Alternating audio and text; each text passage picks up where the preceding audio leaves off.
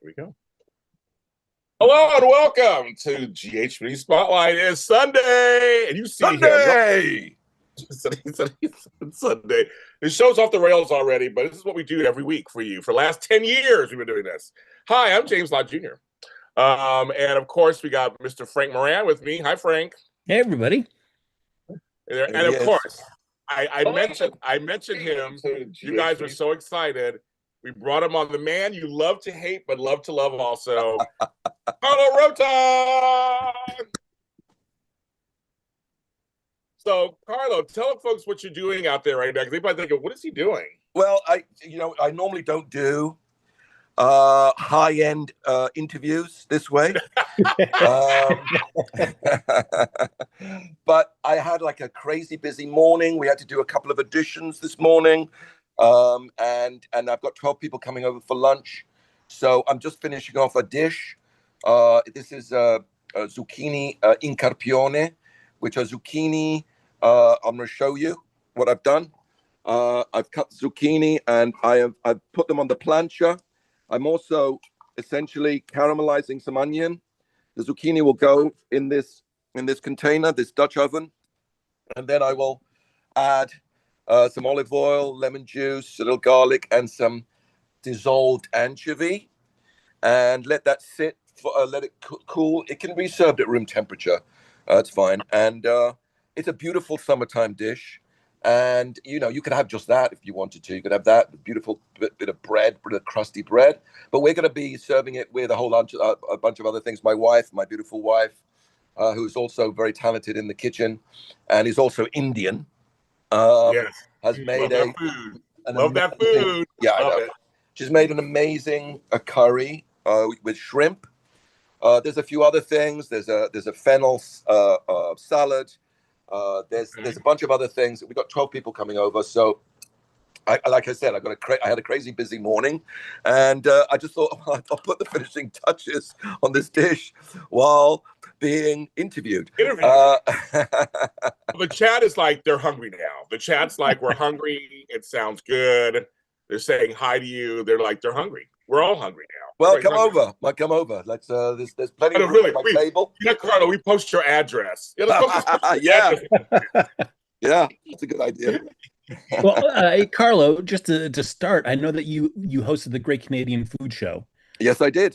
So, what was it like to tour Canada through like a culinary perspective? Well, it was fantastic. That show, the way that show started off was it started as a very traditional sort of food show where I would go meet people in the food business, whether they be farmers, chefs, hoteliers, or whatever.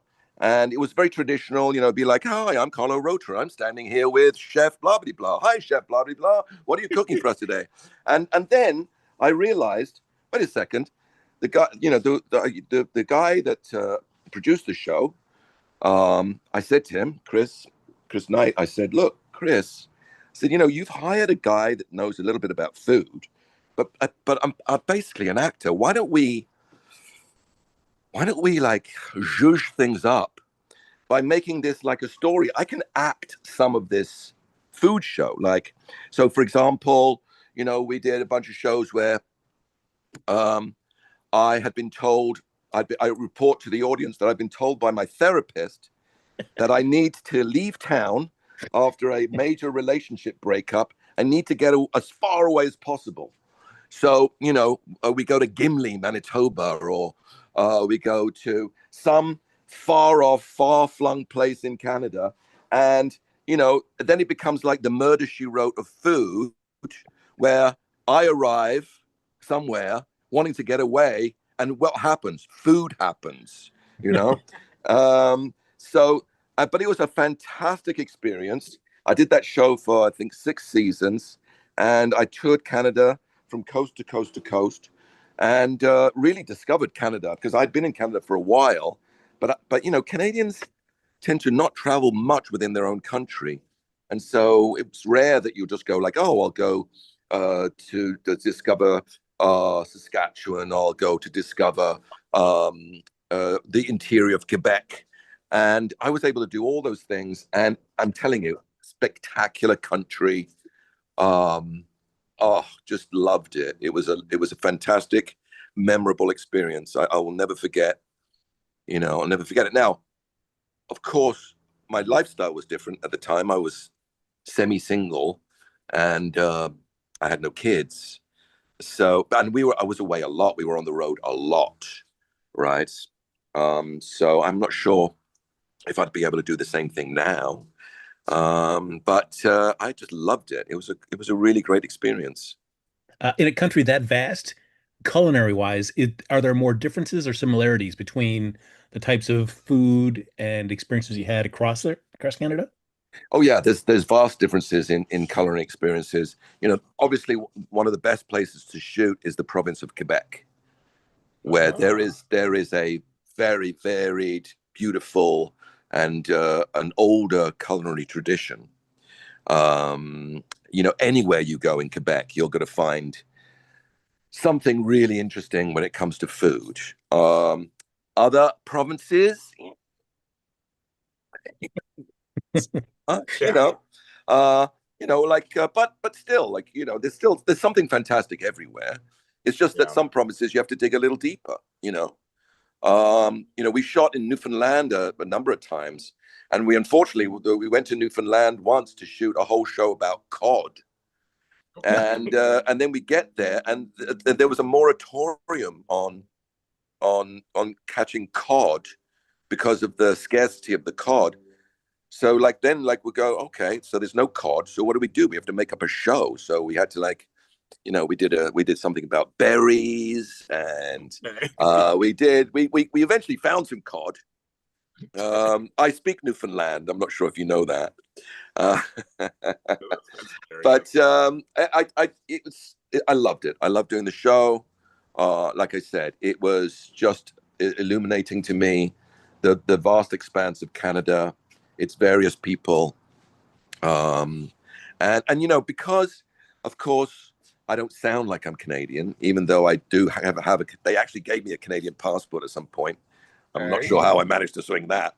They also gave me a U.S. passport. Again, I'm not sure how I managed. Hey, okay. But the point is, I don't sound Canadian. So it's interesting. So I tour Canada, and people will treat me like, oh, visitor, right?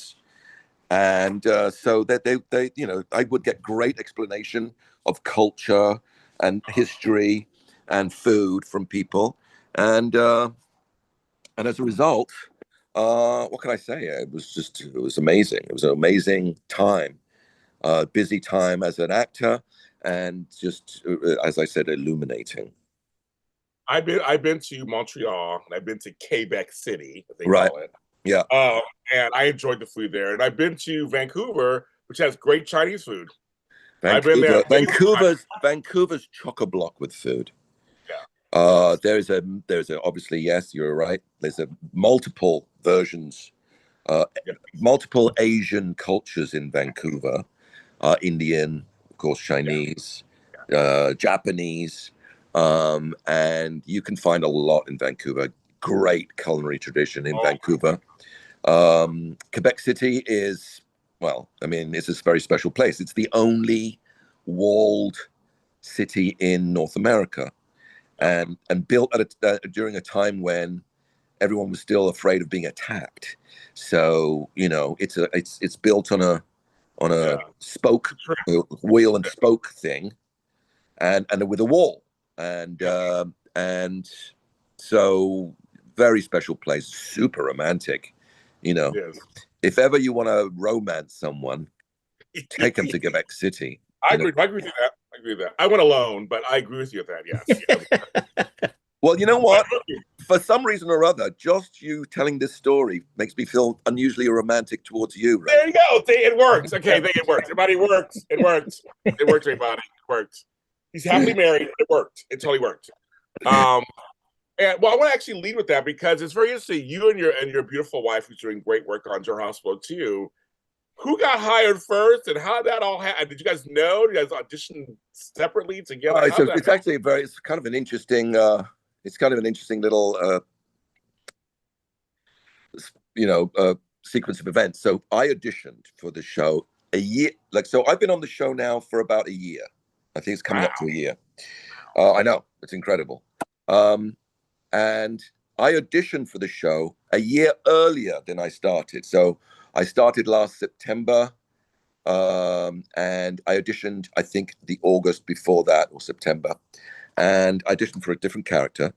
And it was a phenomenal audition for me because I'm sure you're aware that us actors these days, we don't go into auditions anymore. We do everything at home. But General Hospital, it was an in-person audition in front of Frank Valentini, the Uber showrunner of all time, Yes. and the other producers, and it was thrilling. I was walking in to people. I mean, the reason why I came to LA was to be able to audition. When they yanked the auditioning thing from us, it was like losing a limb, for heaven's sakes. So I was thrilled, and I auditioned with Laura Wright. Oh, Wow. I walked in. It was her I was auditioning with. It was a scene that they'd written. I was auditioning with her, and she is a force of nature. Like, when I see her walking down the corridors on General Hospital, I have to put my sunglasses on. So I've been in front of her. I know. I've interviewed her. I've been in front of her. Yeah, she's like she's something else, man. I don't think she's from this planet.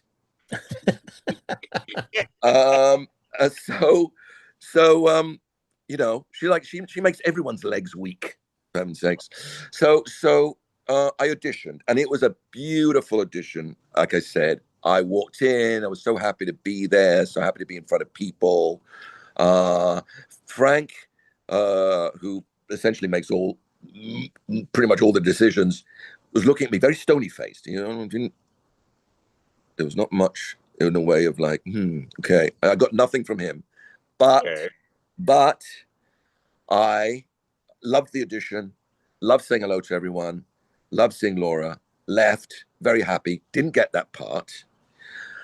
A year later, I get a call from my manager saying, oh, they'd like to bring you on to General Hospital for like 3 or 4 episodes. And I said, great. I said, well, it's not the same, not from that same audition, surely. He goes, no, it's a completely different part. Apparently there's this new part that came up, and Mark Tesler, the casting a guy there, the head of casting, he said to Frank, hey, what about that guy Carlo? Remember him? And Frank said, oh, yeah, sure. So I went on, I did, I don't know, 4 or 5 episodes. And I think it was like the 4th or 5th episode that Frank came up to me and goes, hey, guess what? I think you're going to be coming to Port Charles to commit some mischief, right? And I'm like, great. So there I am now. I'm now in Port Charles. I'm like, in the show, I'm in Port Charles. Now, what do? I have my mother-in-law visiting from Canada, Nazneen's mum, and she is a massive fan of the show. Massive.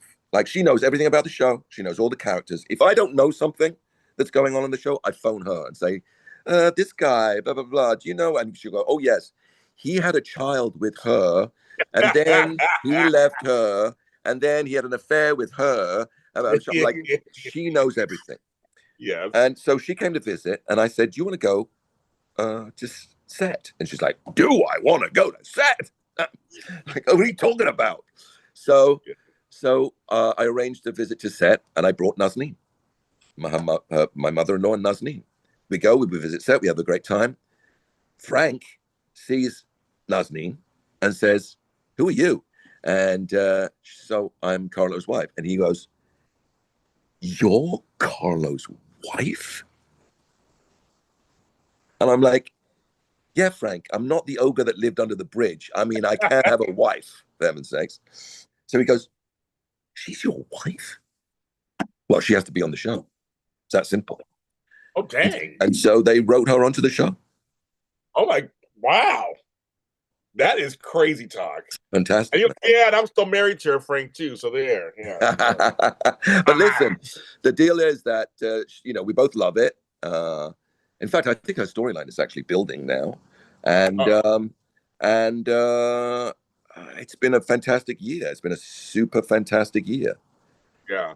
No, she's good. I want her on the show too at some point. So we'll talk about that later. I want her on the show too. Yeah, totally. We'll talk about that later. I'm not sure. I'm not sure what she'll be cooking when she's on this. Your. I know. I love it. Food, any kind of food, bringing. Everybody's in chat's going, wow. No, that's amazing. She got discovered coming on the set with you. Now, I have to say that she is a very discoverable person because she's actually done quite a lot. Okay. You know, she's been leads in a bunch of different films. She did a number of sort of Hallmark like films. Oh, yes. She's people that know her. Like she's I think I would quite easily say she's more famous than I am, whatever that means. People are bringing up 24. Yeah, I mean, hey, that was my show too, folks. That was my show too. No, I mean, here's the thing about you, Carlo. We'll go back to you for a second. Your look. I love your look. I used to have a shaved head and beard and all that back in the day. Because you look different than the other folks on the show. Yeah, I know. Well, listen, I love it. That's the thing I said to people when I got on the show. I said, last thing I expected to be is on this type of show, and they're like, "Where?" I go, "Well, because don't you have to be like good hair and all that stuff, right?" And then don't you have to have like this kind of a look? Cold steel, right? Blue steel, right? Exactly. I said, I don't. That's not me. And people were like, "What are you talking about?" I think it's a perfect fit. I'm like, I don't know, but I can tell you that regardless of how they look, the other people on the show are really good at their jobs. Oh, I know. Well, that's the thing. Are you used to the soap paste yet? You've been on it a year. No, I don't think you ever get used to it. You just hang on. You just hang on and hope that somehow a performance comes out. And sometimes, by the grace of God, it does. Yeah. But honestly, I think it's less technique and more bloody philosophical or spiritual because it's too fast. You cannot. Anything else you do, you'll have at least 2 or 3 takes. Exactly. Right. And you may even have rehearsal. Right.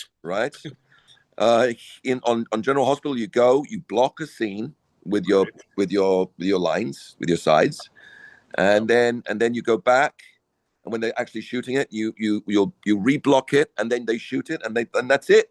Boom, one take. They're not very happy when you dry in your lines, which I sometimes do, and you dry in your lines, and they have to retake the scene, or what they'll do is they'll just stop and go, "We'll pick it up here." Okay. Right? Which is possible to do because they've got 4 cameras pointing at the set. And so yeah, I mean, it is breakneck. Yeah, it is. When I after the first 4 or 5 episodes, I'd come home. I was exhausted. Oh, I'm sure. But not because I'd done that much work. It's just that your brain is working at a rate that you cannot comprehend, and it's never worked before. Just to try and keep up, it's like you're holding on to a fast-moving train and trying to deliver a message through a window with the wind, howling. Right, that is what it's like. And so the fact that all these people that are on that show gives, I mean, very often, very excellent performances.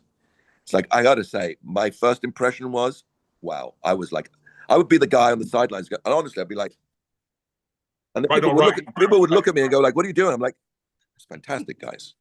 That was absolutely fantastic."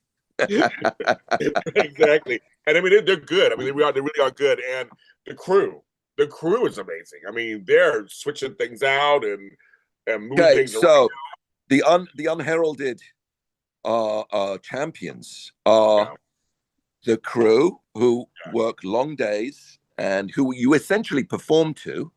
Yeah. Right. Basically.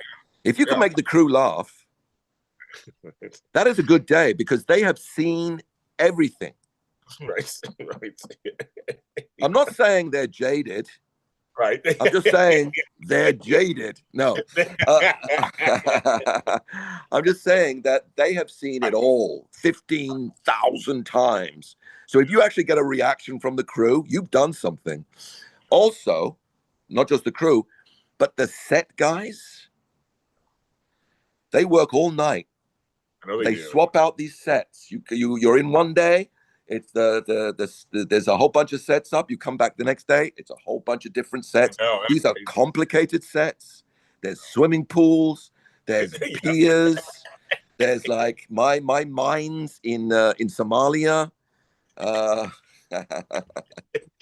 it's like I honestly, if I'm working in the morning and the set guys are just leaving, again, I'm like they're going. Yeah. They're like, what are you doing? What's your problem? I'm like, it's brilliant. I'm clapping for you. They're like, we're going home. Leave us alone. We're going home. Frank, go ahead. Now you're back. Go ahead. Your turn. Carlo, I know that you mentioned before we started rolling that seeing fans at conventions and saying that they want to like you, but you do such despicable things. Yes, yes. For you, I feel like that's the sweet spot of somebody that's maybe more of a villain on the show. Is that if you want to still, especially be a long running one, yes, you can't just be just mustache twirling the whole time. You've no, got of course, to have absolutely. humanity to you. Right. Well, I will credit the writers. They write in some very human stuff. You know, for Jens, you know, there may be always some far-reaching, underhanded reason for some of the stuff he does, but he does some kind things. He financed the nurse's ball. You know, he loves his son. He has empathy. You may not always see it. But yes, you know, I don't know how long I'll be on the show. And quite frankly, some of the stuff I've done lately makes me go, ooh, I don't know if there's any coming back from that. Like, how do you like go, well, he wasn't that bad, really. You know, so I don't know. I mean, I've just had a blast over the last year, and I'll continue the journey as long as I'm allowed to continue the journey. For you, do you want to know the long-term story arc for Sidwell, or do you prefer just discovering it in the script and then having to come up and adjust your performance accordingly? Well, there's two things there. First of all, no one knows because I have asked things like, because there have been times when I may have been in a scene and then a few episodes down the road, something's happened and I'll go, well, if I'd have known that this was going to happen, I would have played that scene differently, right? So sometimes I will ask, I'll go like, is there anything I should know about this scene? And you know what the answer is invariably like, you know how it's fast when you're shooting and it's kind of fast when we're writing too. And things can chop and change. They may have a broad plan, but you know, they have a macro, they may have a micro, but that may change. They just don't know. And you know, it is kind of fun to get your scripts. They get emailed a few days before you shoot, which gives you hopefully enough time to learn these lines. Sometimes there's so many. Like I think one day I did 5 episodes in one day. My entire kitchen was wallpapered with General Hospital scripts. Wallpapered. And it was like that for days. People would come over and go, what the what's going on? I'm like, they go, is this like a thing? I'm like, no, it's my scripts. And the actors that came over that saw that would be like, holy shit, that's a lot. So yeah, you really have to like, you have to clear your head. You get up early, you start learning, but you can only learn for so long in the day because your brain sort of fries. And then you try and do it the next day and the next day. And then I'll run it with my wife. And I still will sometimes get on set and like, I have forgotten what line line. So now, oh, go ahead. Oh, I'm sorry, James. I was just going to ask. Speaking of the writing, Yes. have you felt like, as the longer you've been on the show, that the writers kind of adapted to what you're bringing to the character? Yes. Can you see that working in? Absolutely, 100%. Like, I don't know what happens in that writing room. I have this sort of, I don't know what I'd call it, this enthusiastic belief that they do very, very exotic edibles. and they're like, okay, that Carlo, man, he's friendly, right? Okay, we're gonna write a scene where he's really friendly. And then he picks up the phone and he says, kill them all, you know. So yeah, they totally react to that. And I have to say, I'm always thrilled when I see these scripts come over email. Both my wife and I, what we'll do is the same thing. We'll say the email, you go ding, email, I go, oh shit, General Hospital. Do you know what I'm doing? Well, Carlo, I was going to say, because we're all friends of Mo, and for you at home, that's Maurice Bernard. Your wife is entering a storyline, and they're pushing very hard to have those two together. Yeah, I'm not sure what's going on there. Yeah, but as an actor on the same show as your wife, yeah, how do you even handle that kind of Look, stuff? I mean, I'm sure you're asking about the mother of my children. Yeah, yeah, okay? Exactly. There's only one man's grabby hands I want on my wife, and that is the postman, our Filipino postman. Okay, great. Yeah. Exactly. Listen, yes. This is the nature of the beast, right? I mean, my wife goes off and does romantic storylines for a living, right? Yes. I'm always. She's like, let's watch the show I was in. I was like, okay, let's have a watch you falling in love with some guy. I'm like, wow, he's actually really good looking. Oh my God. Okay. Good. Wow. He's got great hair. This is the nature of the beast, man. This is what you sign up for. I don't know. I mean, I feel like, if that's the way they want to send that story, well, what am I supposed to do about it? I just have to grin and bear, I guess. But Carlo, it's so funny with Sidwell. They seem like they've hinted you and Lucy this whole time. Yes, they have. Nothing happened. I know, and you know what? I'm not sure exactly what the deal is there. I know, I'm not sure if it's already aired, but I do kiss her once. Anyway, the point is, first of all, Lynn is phenomenal on set. Yeah, she has an acting method that blows me away. It's like I always think she's forgotten her lines, but she hasn't. She's just so natural and so compelling. And I've said this to her. I said it's an absolute pleasure working with her. It's so great. Now, where that storyline is going to go, I don't know. I mean, I'm a little bit of a betraying bastard, with her as well. Yes, you are. But then you're surrounded by the beautiful Tanisha Harper. Oh.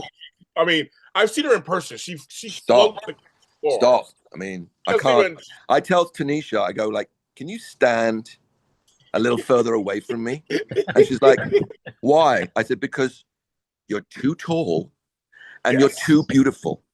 And you're making me look like a hobbit.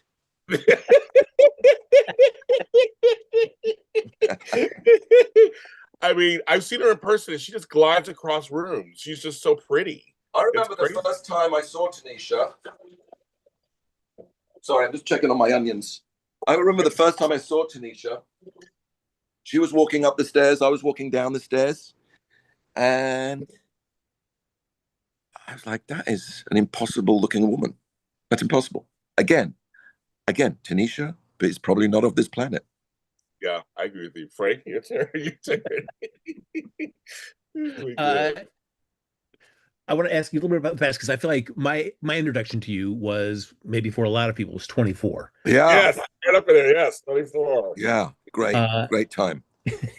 For you, what is when you are out? Yeah, you've only been on GH for a little bit. So Yes. in terms of what do you get most recognized for? Are the fans coming up to you talking 24? Funny enough, it's a bunch of different things. First of all, people say I have a relatively distinctive voice. They love your voice in the chat. They will recognize me often when I speak. And I've done a whole bunch of quite well-received video games. So people will know me from those. I think the biggest one, well, Mafia just came out, but yes, come on. It's there. I don't watch video. I don't play video games. Oh yeah, the Indiana Jones film. Indiana Jones game. Yes. Indiana Jones game, and also Valhalla. Assassin's Creed Valhalla. But when it comes to the visual stuff, 24 is a big one. Do you know the film Boondock Saints? Mm-hmm. Yeah. Oh, yeah. That one. That's a big one. That's a big one. In fact, that one is probably the one that people go most crazy for because it had such cult status for a long time.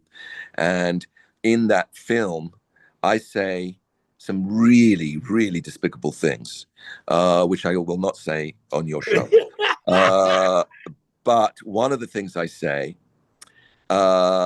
uses the word insignificant, but I changed the ending to sound more like an anatomical part. Oh, got it. Yes, I got it. So, and it's a very famous quote. Like it was Huffington Post's top 20 insults, like filmic insults.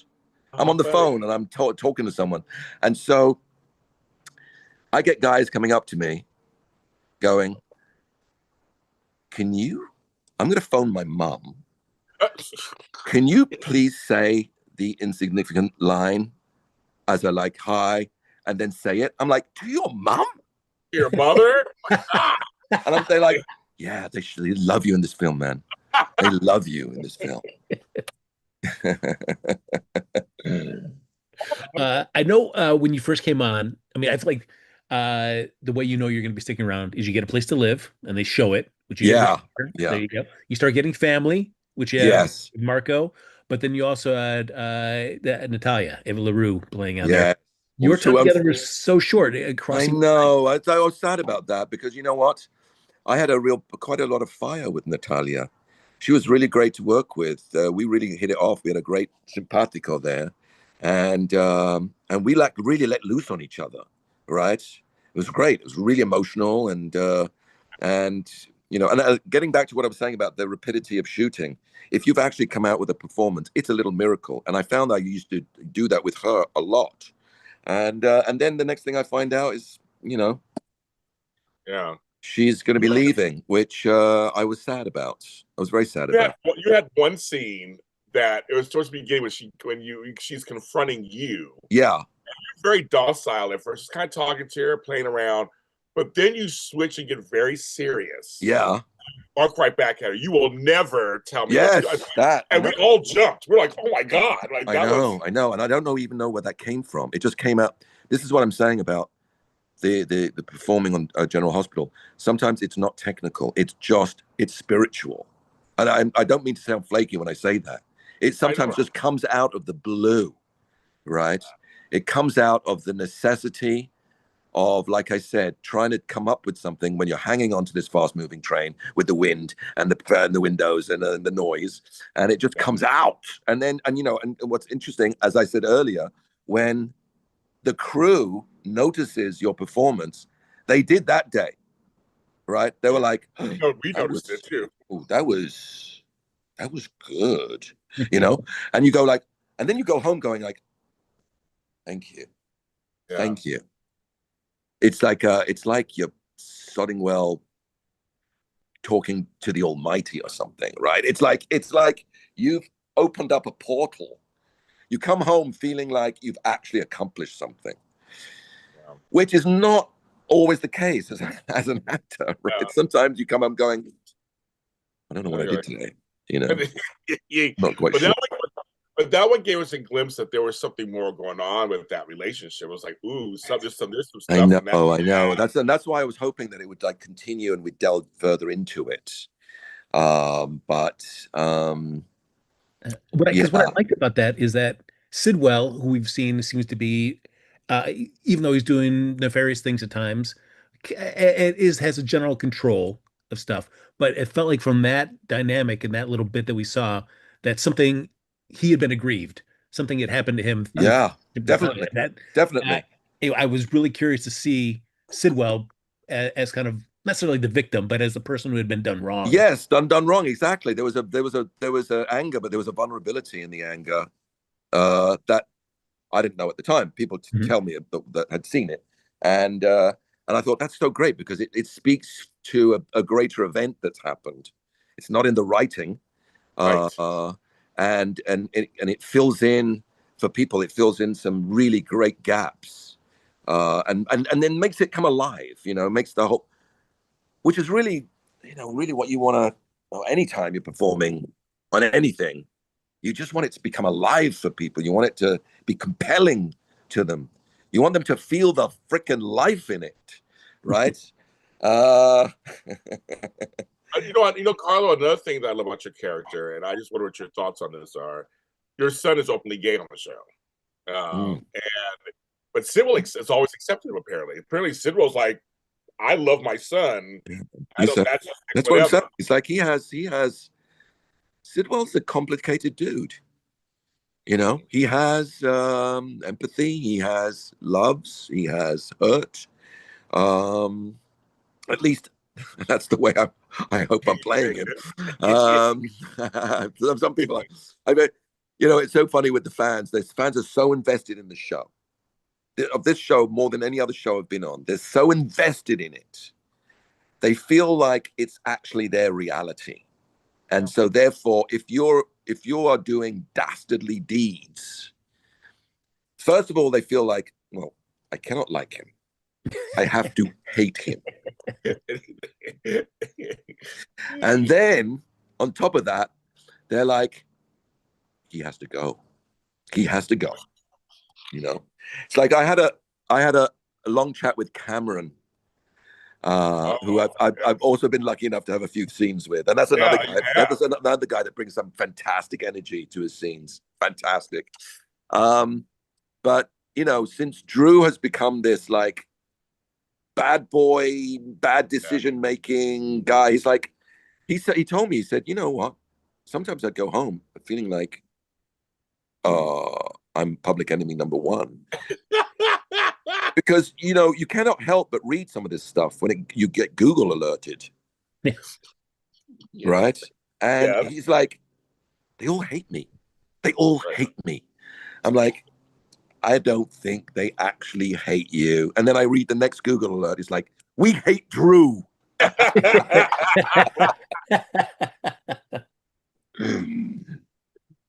Well, that's why I did enjoy the scene, was it last week, between you and Cameron, where Drew threatened Sidwell. I'm like, that seems to be just the worst decision you could be making. I know. And then I don't know where the show is, so I'm not sure how much I can say. Right now we're at the point, Frank. We're at the point where I think it's just it. Right now he's planning something against Michael. Right. Yeah, the whole that thing. But that's it. We're not anything further. We haven't got any further than that. So we're probably about. So what I was about to say, I'm not going to say because actually you said don't say it. Yeah, don't say it. We're about 5 weeks behind you guys filming. Yeah. So, yeah.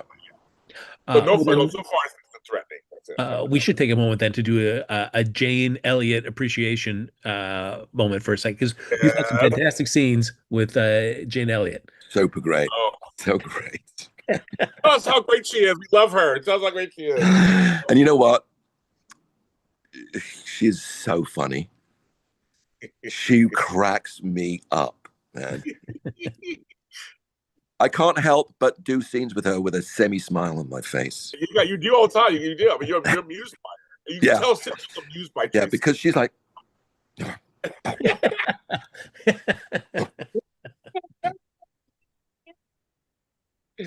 That is her. You know, and I'm like, oh my God, it's fantastic, man. It's fantastic. And you know what? I got to say, because I cannot speak about the show without saying this.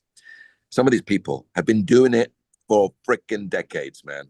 Decades. And they still have this nuclear motor that allows them to be enthusiastic, to give a performance, to be compelling. And unlike many shows where people have been on it for a long time, there's an extraordinary amount of kindness on General Hospital. I have not perceived, I mean, maybe behind my back when I'm not, when I'm looking somewhere else, they're like, he's an asshole. But I've not perceived the kind of toxicity that sometimes creeps into the television making process for very understandable reasons. When people have been on a show for a long time, maybe somebody thinks they're not getting enough of the spotlight. Somebody thinks they should be the lead. Somebody thinks that they shouldn't be the lead. I don't know. Somebody thinks the storyline's not good. General Hospital seems to be blissfully clear of that. And I don't know whether I think maybe that's a Frank Valentini thing. I think he lays down the law, man. That guy's I told him once, I said, you should give show running lessons. And he's like, yeah, you think I have time?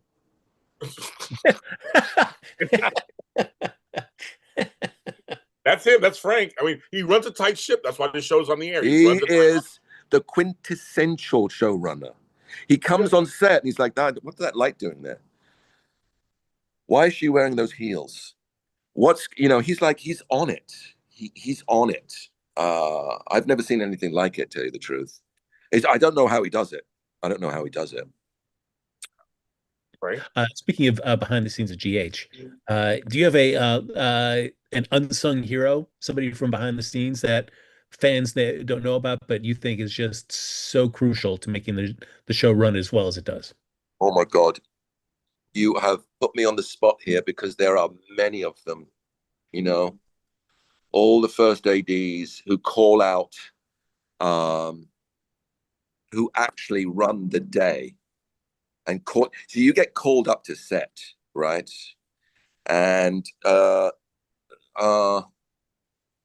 is also, you know what? I'm so sorry. I'm gonna get murdered for this because I've forgotten his name. But there's a guy that actually is one of the guys that is responsible for making sure that the sets are, perfect, and it's a phenomenal job. I mean, have you either of you guys been to set? I have. I've been to set. Okay, so you've seen the sets. Yeah. They're incredible, right? They are absolutely incredible, and they change every day. I'm going to get murdered for not having these names invented in my head. You know what? Blame it on this. That's right. Yeah, there you go. Yes, there you go. But we're talking about people. They should know who they are. They know who they are. You're talking about they know who they are. I can't say their names for privacy reasons. That's right. Yeah, there we go. But you know who you are. If you watch this, you know who you are. He's giving money out. No, because I've been to the set of Y&R and GH, and it's something else. I mean, those sets are something else. My wife is like going. My wife's. Say hi. She's like, are you still on with these guys? We're gonna let them off shortly. Wait, they're gonna let me off shortly, sweetheart. She may have disappeared. I'll say hi to the fans real quick. We're gonna let you go. I think she's disappeared. And do you want to say hello? Just say a quick hello. Just say a very, very quick hello. Hi. Oh my God! Hi. How are you? I'm good. How are you guys? You guys having a nice chat? So one day we want you on the show too. So we're gonna contact you to come on the show too. Without him. I would without him. Oh, but I like to do things with him. I hope so. Oh, look, you are married to Some him. things more than others. She's done at least a couple of things with me. Yeah. A few things. The results are there. Yes, they're Yeah. there. But we love you too. We gonna let him off shortly. He showed us all the food and everything. So. Oh we'll, yes. Yes. That's one of his many talents. Aw. Many talents. I love it. Well, so nice to meet you. Nice to meet you too, guys. We'll have you come on the show soon. I'd love to. There you go. Ladies and gentlemen, my very much better half. See, folks, everybody, you never know who comes on the show. Talk about the show. I love that. The beauty and the brains of this relationship. Hey, there you go. There you go. Right there you go. Bow to her. Yes. When I had Mo's son on my show, JJ Renard was on, and Mo showed up for a second, and I know him. And I was like, "See, you never know who's going to show up when everybody's related. Everybody's related on shows." So Frank, I'll just ask the last question. Frank. Carlo, I think we'll end where we started in terms of culinary. For you, what's your go-to meal? If somebody's like, all right, I've had a rough day, Carlo, I'm kind of down in the dumps. What's your go-to meal to kind of brighten somebody's mood? My go-to meal to brighten somebody's mood, darling. What do you think that is? Brighten your mood or somebody else's? Somebody's mood. Make whatever they want. It depends on who it is. Yeah, it really depends on who it is, you know. What have I made recently that we've just gone, oh, this is amazing? Those salmon salmon burgers were really okay, so here's what I've been doing recently, which turns out so much better than I thought it would. So I have a slow juicer. And I juice basically celery, carrot, apple, like a green apple, bitter apple, ginger, lemon. Put them in the slow juicer. It's a slow juicer. It just squeezes very slowly. It doesn't smash. It doesn't rip up the vegetables like some juicers do. It slow juices them and it squeezes out quite a lot of pulp, right? So what I do is I drink the juice. That'll be my lunch, for example. But then I take the pulp. And so day before yesterday, I took about, how much salmon was there? About a pound? A little bit over a pound. A little bit over a pound. I take the salmon. I cut up the salmon into little cubes. Take the skin off. Put it in the food processor. And I put the pulp in. The pulp that's left over from my juice. Yeah. This is also being very frugal, by the way. in this time of sticker shock. This is being very frugal. Yes. You put the pulp in. You put one egg in. You know, and then you can put spice to whatever you want to spice. Now, as I said before with the zucchini, I'm a big fan of the anchovy. Not everyone is, but I put a couple of anchovies in. I grow all my hot stuff, like these peppers. Okay. Look at those. Oh, there you go. There you go. Nice. Oh my God. Yes. Right. Yes. And there's like these are just the ones I have up here. I have a garden back there full of stuff, and I put something like that in to give it a little. Yeah. Right. What else did I put in? A little olive oil. That's it. Food process, and then I make these little fritters. Okay. I make little balls fritters about that big. Put them in the fridge. They dry out a little bit in the fridge, and then in the evening I will squeeze them into little fritters, like little burger type, little slider types. Do them on the plancha here. Oh, it sounds good. I'm coming over. I'm going to Eagle Rock. And then you make a little sauce. You take some mustard, some mayonnaise, some capers, a little lemon juice, and you make a little sauce, right? A little mustardy, mayonnaisey, caper sauce, lemon juice, and then you do your fritters. You spoon that on top, and then serve that with some simple veg, like some steamed broccoli with garlic or something. It's simple, super low carb, frugal. But I have to say, at the end of the day, it made us all of us, even my son, who's 13 years old, who's like, you know, he was like, "Oh, I feel so happy now, Dad."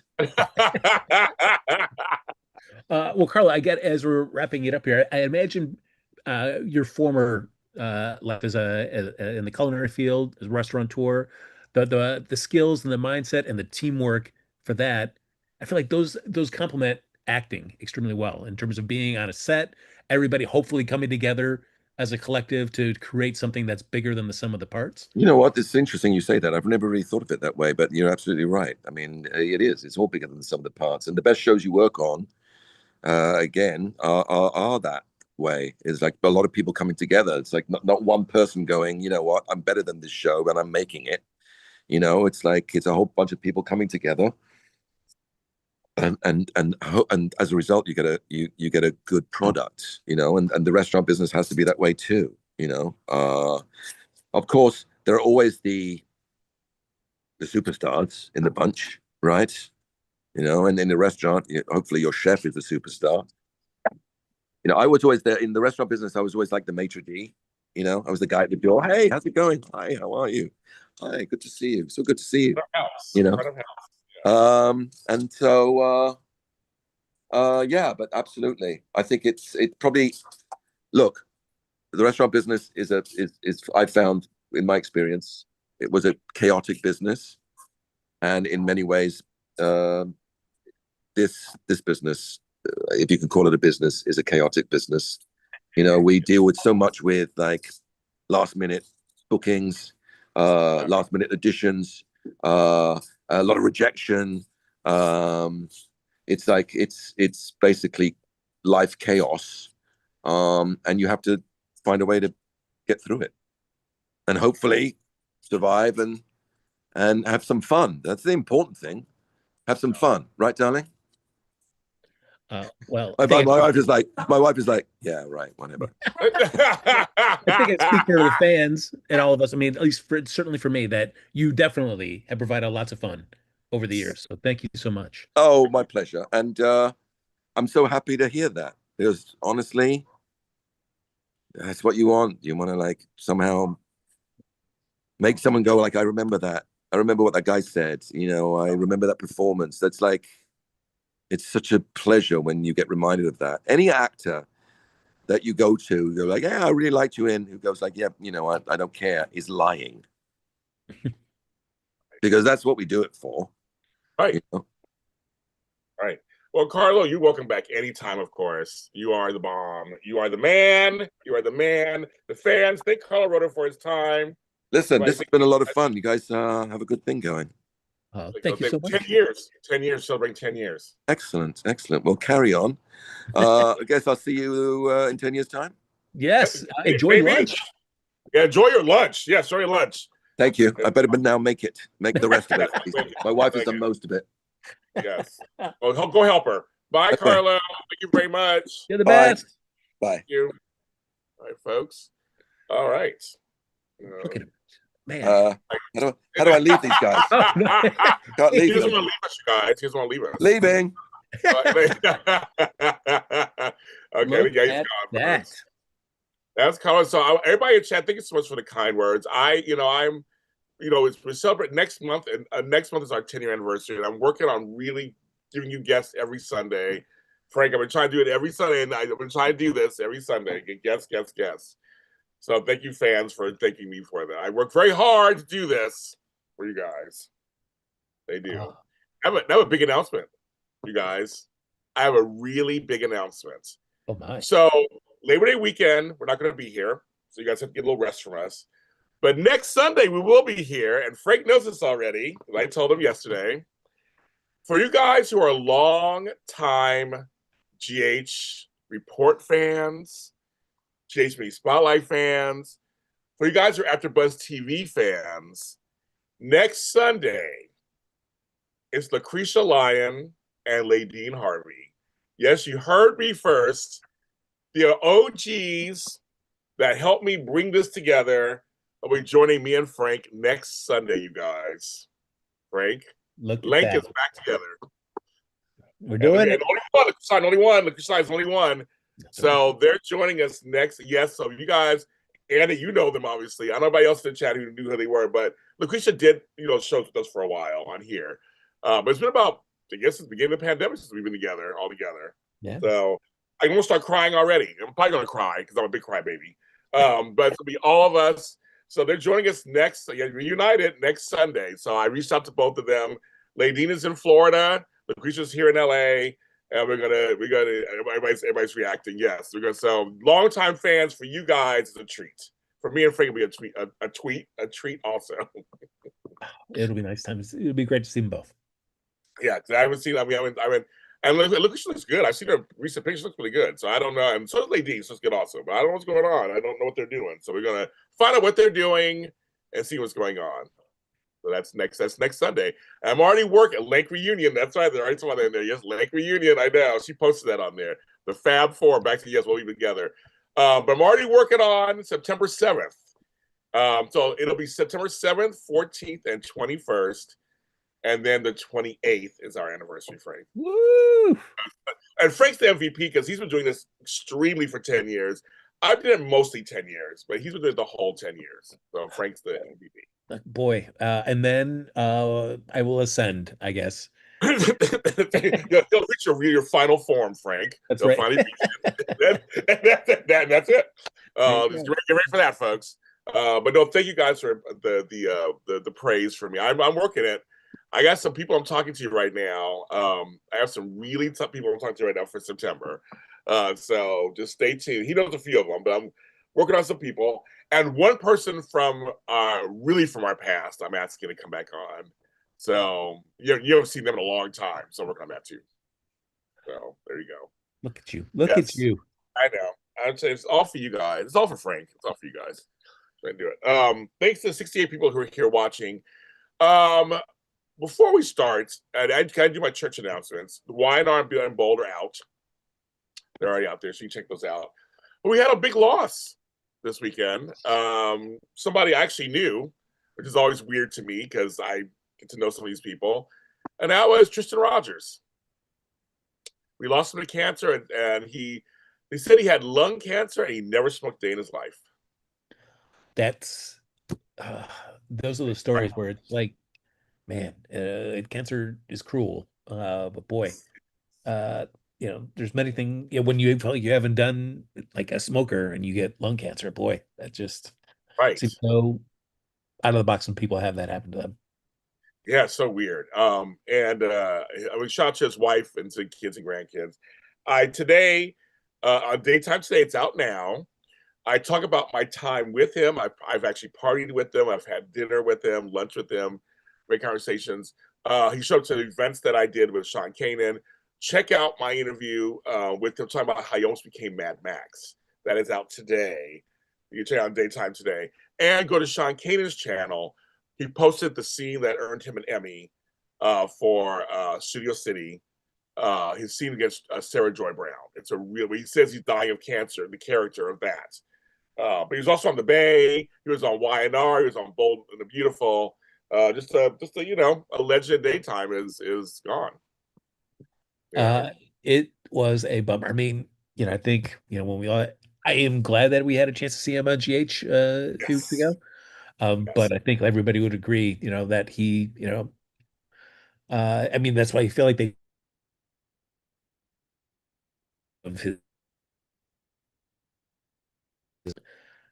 I feel like that timing of the announcement with that appearance. I mean, I felt like you knew his time was not as long as we would all like to have been.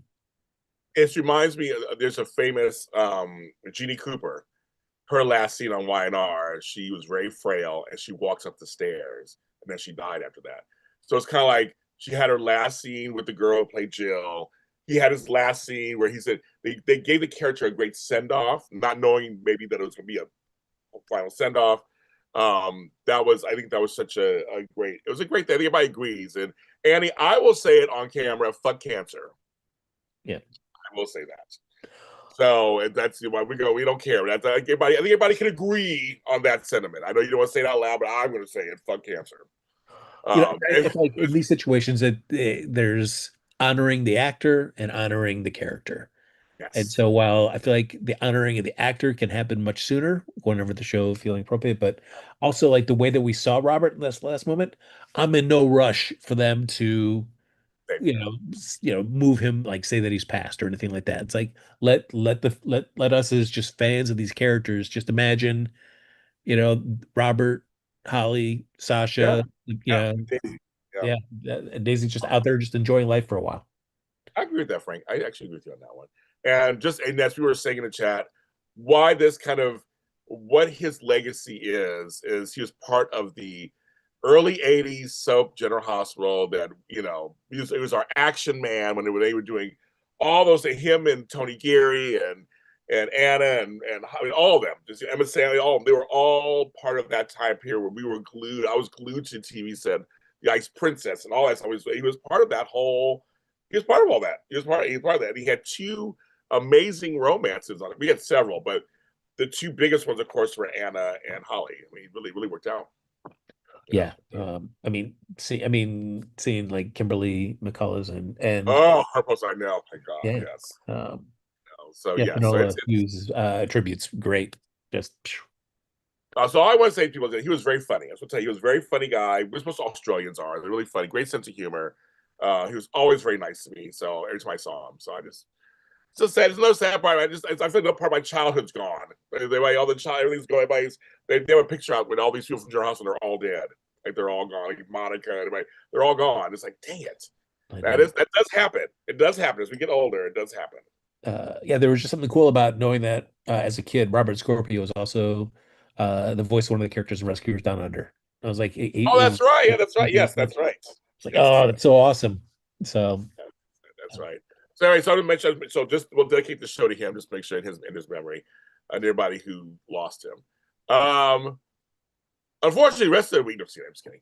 We're not more the rest of the week. No, here's what happened, on General Hospital last week, and I binge watched it yesterday because I wasn't feeling well this week. I'm going through something right now. I wasn't feeling well, so I caught up on all the soaps yesterday. I had a cup of coffee. I sat on my couch. I just kind of hung out. It was a night, and the weather in LA is really nice right now. It's really nice, and I love it. So I watched YNR, Bold, and GH yesterday, and just marinated in soapy goodness. Soapy! I was so soapy. I slid off the couch. I was exclusively off the couch. Now my new chair I have. So here's the deal. I will say there were a lot more entertaining scenes this week for me. I almost think of this week as a bunch of scenes, but then there's some things that don't make sense to me. So we're going to talk about that. But one of the things that I kind of enjoyed, it was a stretch, but I kind of enjoyed it, was Lucas and Willow.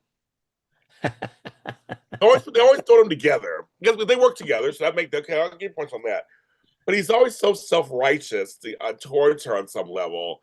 I mean, but that slap that she did, and his expression made me laugh so hard. And I felt like it changed a bit from day to day. Because they would say the next day, it was like they had to redo it. It was like, yeah. It was, so you caught that too. It was kind of weird. It was kind of weird, right? It was like, yeah. Because that first day, that slap in his reaction, I was like, wow. Yes. Second day, it was okay. I wasn't alone. Okay, I wasn't alone. I was gonna bring that up. I wasn't alone. Okay. Yeah. So it was a little weird, and they had Marco just run in really fast. I was like, where the first day, obviously, he was out there, but the second day, it was. I mean, Frank likes slaps. He's been waiting for some slaps. You said that a few weeks ago. You waiting for some good slaps. That's true. Yeah, some good old fashioned soap slaps. He said he wanted him. She gave one. She totally gave one. She did. She gave one. But then it's like, but Marco saw it. And I'm like, do you want to press charges? I'm not gonna press charges to her. But I love how she just kind of ran out. Oh yeah, just staring at her hand. And then her head. Like, what were you doing, hand? How could you? I chuckled. I'm sorry, you guys. Because I did. Elizabeth. Wait, so was Elizabeth on her way out? Why was she in the stairwell all of a sudden? Yeah, maybe she was walking up a. Yeah, I was like, Why would you eat a stairwell? Would you be? I mean, whatever. So She's getting her she's in steps in. stairwell. Well, Frank, after what happened with Finn's wife, would you be scared of stairwells? That's true. And Finn, remember all that stuff after that happened? Like, would you be scared, a little scared? Or Peter, would you be scared of a little stairwell action? I think like all of us, she's like memory hold, all that stuff. Yeah. I was like, why is there? But that one, and she was like, I slapped him, and it was so funny to me because she keeps bringing up Wally is not yours anymore, but he was probably like, he's still my family. Like, he's still my family. But then on the other spectrum, we got a good punch because we haven't seen one else in a while either with Michael punching Drew. So each of them have had something happen in that area. Yeah. What I liked about that too is that we have the ADA at Sunny's place overhearing all this. Yes. So what I like is if she hears, Drew trying to blackmail Sunny into something. Great. Anything that kind of, these are these scenes that kind of then ease the ADA off on seeing Sunny in a different light. It's like, oh yeah, he's not the only bad person in town. Even our congressman is a jerk. Mm-hmm. I know. And it's like, when Will around and Carly's house when he goes, yeah. Well, here's what's funny because see, now you're leading to something that makes me chuckle a little bit too. They had little Donna there, of course, as a prop, clearly as a prop. Clearly, Frank. I mean, like, I almost admire how they have no shame. They're just like, we're gonna really ship this couple together by using the kid. For the ADA to be there to even hear that, okay, that's okay. I'll give you that because she was already there already. But the reason why she was there and the little girl, you gotta stay for me. Makes the best spaghetti in the earth. And aren't you hungry? I mean, it was just kind of like it's all strung together very openly, I guess, Frank. It's just they're very, I mean, there's no pretense. They literally are just like pushing them together. She's really pretty. She's nice, Daddy. I'm like, okay, kids don't talk like that. I'm sorry, you don't talk like that. Yeah, I've been saying weird in chat. It was just kind of like, yeah, it was like they're really. So when you mentioned that, I didn't mind her overhearing. So it's like he can't get it, but they're really pushing Sunny and her together. Yeah. I mean, and certainly I feel like the show. I mean, the show came in hot with her originally. Yes. In the way that she was writing and that she was just going to tear down Sunny, and that was it. Yep. And for whatever reason, the show decided like, oh, hey, wait a minute, maybe this is better if they could be a potential couple. So now we gotta pull it back and we gotta throw some gray into this relationship. So the show is not. I feel like the show is we're seeing them being as heavy-handed about moving toward the shades of gray as they were about like, oh, she's just another typical DA that's just out to just get rid of Sunny Corinthos. But she's a type too that he has, so it does work on some level. He likes the brunettes. Yep. I mean, yeah, he went to Carly and Nina, and Ava, but for the most part, he likes the brunettes. It's that whole Brenda thing. Yeah, somebody that's got some fire to them, smart, capable. Yes, he had Sam, he had Reese, he had all those different darker ones he had. So that makes sense on some level, obviously. Yeah, Donna was a convenience prop. She was just very much was like, she's pretty there. I was like, oh God, nobody talks like that, people. What kids talking about? I mean, and it shows that she's sweet to the girl, and oh my gosh, you can see that Sunny is sweet sometimes. It's the whole soap opera trope. Oh yeah, which kind of makes me laugh, especially chuckle. It's like, okay, they're letting us know what they want. And we have to remind everybody that Sunny is a great chef. His Yes. sauces are outstanding as always. Oh, Frank and sauce. Come on, Frank. No. Nixon Falls. Oh, we're here with that sauce. It tastes just like Sunny's. You had to think you were not having it. I remember you were just not having it. Back then. Watch the tape. Let's roll that tape, kids. Frank oh yeah. Oh, trust me. I want to burn that Nixon Falls storyline to the ground. The sauce got you also. I remember that. The sauce got you. And yes, he's apparently a great cook. He can cook. We get that. So that's his claim to fame. But but I'm moving all around, folks, because I'm just kind of like, I feel like for me, it's all about scenes for me. And this also leads to him and Laura. And Laura's explanation. I get Laura's explanation, actually, about why she's not just performatively pulling from him. Like, it's like, in a way, it really won't help anyway. In the first, it's too late. I mean, it would look phony. I kind of get what she's saying. I mean, for me, I want this election to happen tomorrow. Oh God, me too. I can't like we've had too many of these scenes. I mean, as much as I enjoy seeing the two of them together, it's too much around like you got to distance yourself from me. I'm not going to do that, Sonny. I'm not that kind of person. Right. And we've had that. It's like I need this to move on because it's just like give me or just like come on, guys. There's other scenes you can put the two of them together that don't have to be about backing off about about this C whatever it is. Yeah.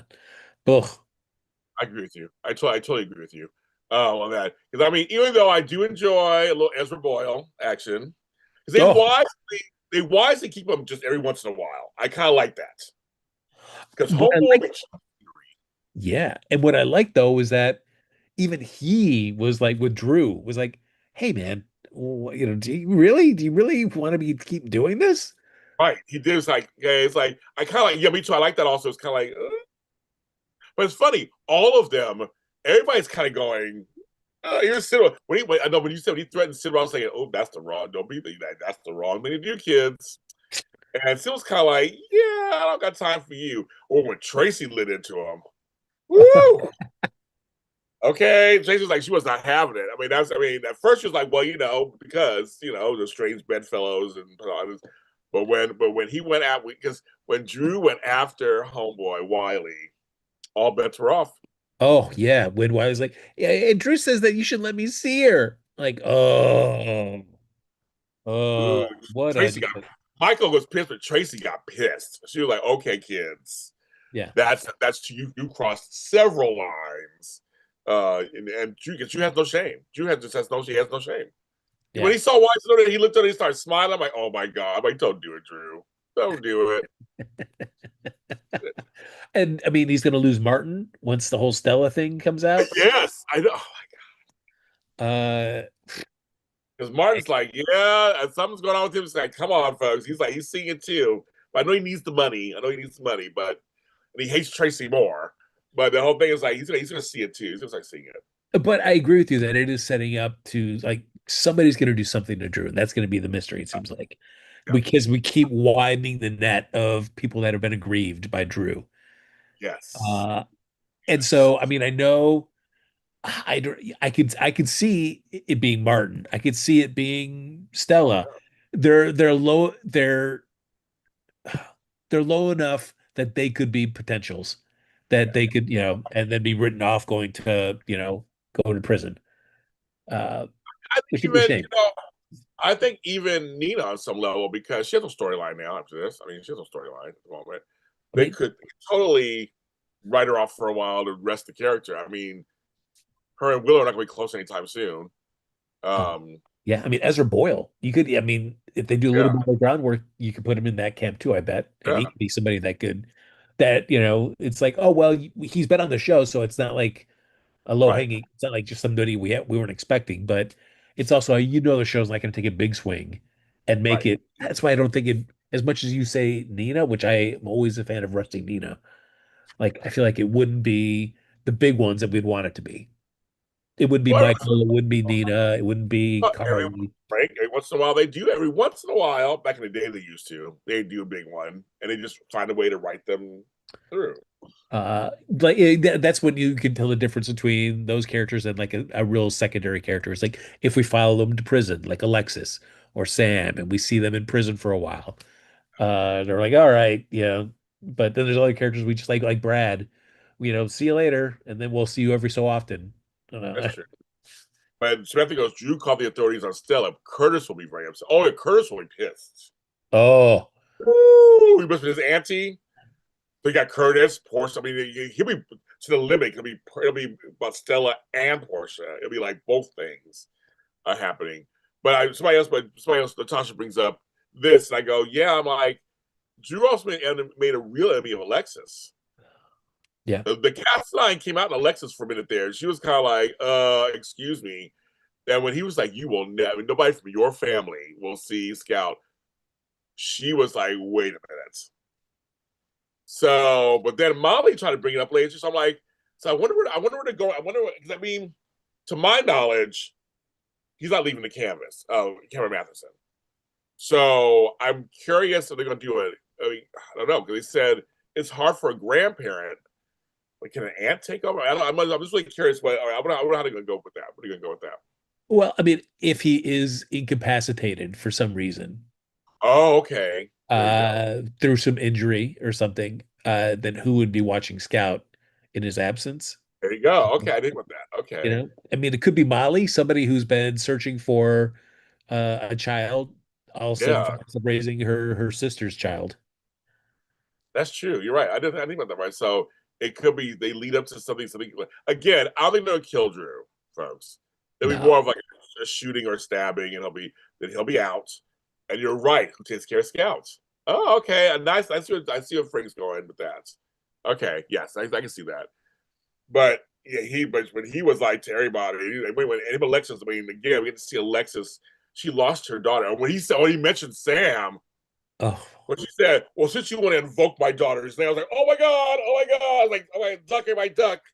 She was like, oh, she was not happy about that. You crossed the line there was cousin. That's how she looked. She's like, oh, you want to invoke my daughter's name. So she went like, oh, she's about to tell. She told him, and he went, well, I know I should have brought her. I'm sorry, I invoked her name. But then when he turned it around, when he walked closer to her, and she started getting, and that thing around is so good. She was that anger, teary anger. It's like I couldn't believe what he was saying. She's like, what? And he was like, and then when he says Drew, and he just turned like by Alexis, and he's like, and she was like, oh, but she was in shock. She was in shock. So she was in shock because she really hasn't. Think about it. She has not really done anything to Drew. If anything, she's been too nice. Yeah. Looking out for Scott. She has not done anything. You know, so. But yeah, Sammy had updated will. Yeah, where is that will? So Frank brought it up the other day. What happened to that? It's on the desk, isn't it? Yeah, I mean, we haven't seen Diane in a while, but I guess maybe she'll do some decluttering and like, oh, here's Sam's will. I've already been dead for almost a year. What have we done with it? You should hire me as a professional organizer, and I'm cleaning the office, and I find it. Oh, hanging out with Susan. Oh, hang out with her. Ugh. Anyway, so how over the top he was. Like he wanted to arrest Danny. Like you slapped those cuffs on him. Like that was so over the top. Like, come on, Drew. Jeez Louise. But they all were, and that's why Chase was like, no, I'm like you are too much. They're not gonna arrest him. Like I'll talk to him, give him a warning. I'm not gonna arrest him. Like, come on, please. That's not gonna happen. And like you said, no judge on worth would do it. I mean, it's. But that's the thing. Drew does not care, and I kind of like it. He doesn't care. He does whatever the f he wants. He's like, oh, you care? But he wants a quarter-made name, though. He still wants that. What's that name? He wants it bad. And Tristan, I'm like, no. Monica doesn't even want to talk to him. So I'm like, I personally myself, I'm actually enjoying this, Drew. I think it's great. It brings because he's so blatant. It brings some excitement. Because some people hate him because he doesn't care. He just doesn't care. He just walks around entitled, like he doesn't. And because we did go up to Willow, just like, I'm glad you're here. It's like, he don't care. He don't care. When he tells Martin, like, Willow just doesn't know how much she needs me. Like that's right. His justification for everything. Like, geez Louise, dude, you gotta take several seats, as James Lott Jr. would say. I know he didn't care. He doesn't care. Even when Jason was talking to him, I mean, he was like, Sam he was always worried about your influence on him. Blah, blah. I'm like, you're bringing up this dead woman to prove a case, and you're a mess. I'm like, you can't. I mean, just like he just doesn't care. And Jason's looking at him like, I want to tear him limb from limb. Oh, he knows that won't happen. It's just like, oh my God, he doesn't care. He really doesn't care at all. And I kind of like that. I mean, we need a villain. He's a different type of villain than Sidwell is. Because this guy, Sonny, is from the Cyrus school of villainy. He doesn't read the room. He doesn't care what's going on. He just comes in, thinks he knows it all, but yet almost feels like he's the victim. Remember Cyrus is always the victim. No matter what's going on, he's the victim. You make me do this, kind of thing. Drew is like, all I'm doing is trying to love you, Willow. I didn't do nothing wrong. And it's like, no, you just say things wrong. And I'm glad that I'm glad they have not so far, your fingers crossed, have not made Willow fall back into a spell. I'm so glad she is really staying tall. But Howard comment, what's your name, Frank?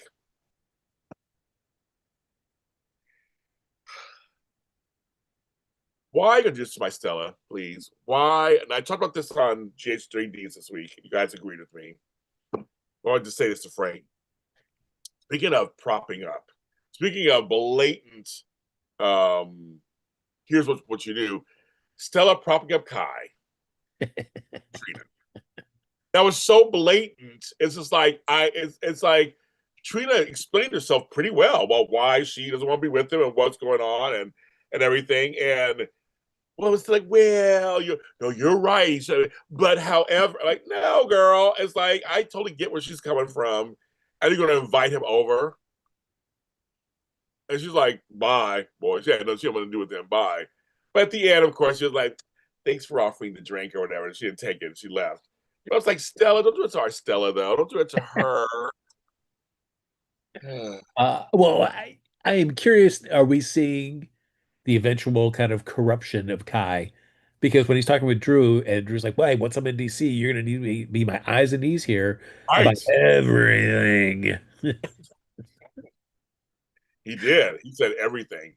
So I was like, "Oh my god!" That means they can be together then if he's going to be doing that. There you go. Yeah, you go over there and blackmail this, Sonny for me. Okay. I mean, Drew said I got to go over and blackmail Sonny. Blackmail, I know exactly. So I'm like, that's why I go. This is really interesting to see, because here's the thing with Kai for me, because I have no feeling for or against him because we don't really know him. There's no family, no nothing. They haven't given me enough. So maybe if they make this more interesting going forward, maybe. But again, Trina has no story. Not really. They're going dress shopping with her mother. I mean, that's not a story. Oh, that was rough. Yeah, that was rough. I'm like, no, she looked good. Homegirl looked good and everything. She looked good and everything. But just that was just like nothing. And so was the whole Jordan Curtis at her new place thing. That was just like, I mean, there's ways to bring them together, but I was like, and way too much like innuendo, and there's like, I'm gonna need you to get up in everything about this, and I saved the best for last to show you. I didn't mind that part, Frank. I don't mind some double entendre, Frank. I don't mind that. Oh yeah, if it would have actually led somewhere, instead we just come back like, wow, you were right about that stove. Holy cow. That's funny. And that set's kind of nice. It's a nice little set. Yeah. I mean, I feel like what you get out of it is like Curtis is realizing, like, whoa, hold on a second, we're getting a little too chummy here. I gotta run. I gotta go stick it to my wife. Hey, but Isaiah's standing there. Oh. And Felicia said, stay out of it. Yep. But what does he do? I gotta stay out of it. Yeah. Even like Jordan's like, you haven't called me in forever. I didn't even He did say that. Oh my god, I love that she said that. Oh my god, the shade was real. So I saw your number. She said, I saw your number pop up. I was like, oh my god, that would have beat you up in the same way. Like, what the I love that she said that. I love that she said that. Because he ain't talked to her in several Sundays, as they say. Mm-hmm. Okay. Frank, I totally love what she said. She's like, yeah, you don't call me. And he's like, you talk to you. I'm like, so you're not gonna go to Portia. You're gonna go to Jordan and try to stop her. You're like, I'm not even looking forward to those scenes. I'm not looking forward to that at all. No. It'll be painful this week, Frank. And also, I thought of Frank this week. I always think of Frank when I'm close to myself, but I thought of Frank also this week because we had some outdoor scenes of Los Feliz. I mean, of upstate New York. Are Willow and Chance getting back together? Man, it was like you asked me that last week, and I was like, no, that's not going to happen. But now that we've seen like this, I mean, running through that park shirtless, Willow, like, you're the only one that understands me. I could see it, especially if Brooklyn is all geo obsessed and not, starting a family obsessed like Chase wants to be. Who knows? Could So be is your mind changing a bit? Am I not crazy? Or am I still crazy, but you see you're no, crazy? not still crazy. I could see if the show wanted to do that, they could. It's soapy. Would it be funny? Full circle. He gets Yeah. back with it. And that Brooklyn, oh my God, she would lose it also. But see, at the same time, they have which is Lulu's big scary thing. They have Geo. They have Dante and Lulu, no, Dante and Brooklyn getting closer again because of Geo. And that's Yeah. what Lulu didn't want, right? That's all. That's a whole thing. So I can see now they're widening. Brooklyn's over here. He's over here. Chase over here. I can see it. I'm telling you, Frank. I See was it. happy about like the Dante Brooklyn stuff because like the Geo stuff needs to move along. Oh my I God, yes. oh, Oh my God. I'm sorry, folks. The little actor who plays him, I think he's kind of cute, and I wish, and I know he's probably taking some acting lessons like you to him. But sometimes those expressions on his face, it's very serious. It was like oh this. yeah. I'm like, what expression is that? Oh God. I'm like, okay. I mean, he's a cute little boy and everything. He's a boy because I'm old. And I'm just like, some of his expressions are a little much. I'm like, when he was talking to Finn, that's the guy who played. When he's talking to Rocco, when he's talking to Grandpa Sonny and Donna, like some of his expressions are a little too hard for me. Like exactly a little too hard. But I can tell he's trying. I think he's trying to give us something. Yeah, we just need to move it along because I like I with totally Dante, I agree. Like us giving him space is doing nothing. It's like, yes, trust us as viewers, it's doing as Eric would come. Frank's all hi. We agree with you, and there's nothing also. No, I agree with you. I was like, when he said, I was like, yes. I'm like, come on. We need something. We need something to move it along. Instead of everybody talking to Geo, your parents are like, you talk to Michael, you talk to Sai, your parents are good, your parents are good. I'm like, we need him, and yes, him and Rocco are still kind of close. And he said he'll go to the Donna's birthday. I like Yeah. that. But you're right. They can't just sit, and I'm glad that they had Dante really push. I understood Brooklyn's position at first. I totally get it. She's the one who gave him away. So I saw what she was saying. You go because he'll understand. At least on so you didn't even know I existed. I'm the one who gave him away. So, but I'm glad he was like, no, we got to do this together. We have to do this together. And I hope they keep. Actually, I don't want Brooklyn and Dante get together as a couple. I hope they Yeah. stay friends. They're like family. I always stay friends. But I think making Lulu jealous and Chase jealous, I kind of like that part. I don't mind that so much. They can spin them off to other stories. Anytime Lulu gets inconvenienced, I'm happy for her. She's so miserable. Well, Just Harley, that second time about you said you'd get rid of Liesel. So she was petting a dog, talking to Rocco. Oh my God! I'm like, you got to get rid of it. And Connie saw right through it, and so did Liesel. She saw right. That was just hilarious. She saw right through. She said, I know what you're doing. Like I know what's going on. And when she negotiated a better, when she called Anna over, that was hilarious too. Anna vouched for me. Anna, she's like, oh God. I'll be right back. That made me laugh so hard. I love it. And she had a nice talking, but the whole point was she was like saying, yes, Liesel has changed a bit. She is working it out.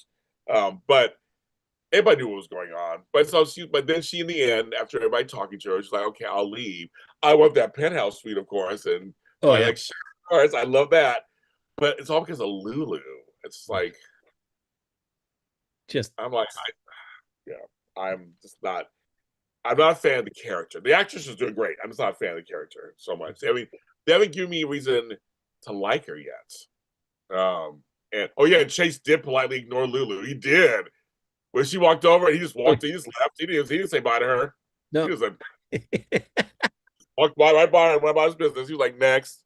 He didn't understand her. I don't blame him. But I just think it's. Frank and I say this all the time. That's what he shows. You got to show me something, another side, something like even with Sidwell, we see that he loves his son. there are things that we see others like he has been kind of loosey. There's things that okay, there's some good stuff. We need that. Even with this Cody storyline, which I think is dumb. I loved the stuff with Tracy this week. I loved it. Again, we're seeing a side that she sees something in him.